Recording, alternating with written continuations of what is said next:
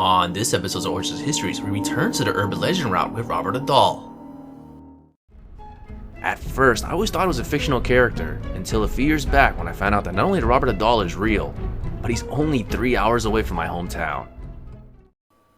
Robert the Doll's origins are traced back to the early 1900s, and he was created in Germany by the Steiff company.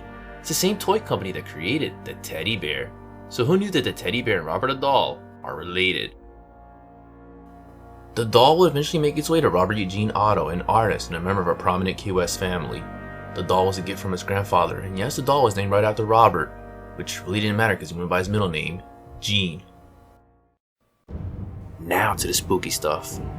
Legend has it that young Gene would shift blame whenever he misbehaves as a child, pointing to the doll and saying, "I didn't do it, Robert did it."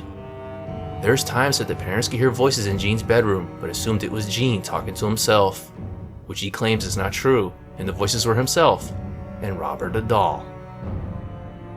Robert Eugene Otto died in 1974, but then it's not the mystery behind the doll. Future tenants could hear footsteps up in the attic, and a plumber believes Robert the Doll moved from one spot to another when he wasn't looking. Also, some people have reported that the doll face expression actually changes. Now to the urban legend version of Robert the Doll. A Bahamian servant who practices voodoo magic created Robert the Doll. It is said that the servant was mistreated by the Otto's family, and out of revenge he based the doll on the family's son, Robert.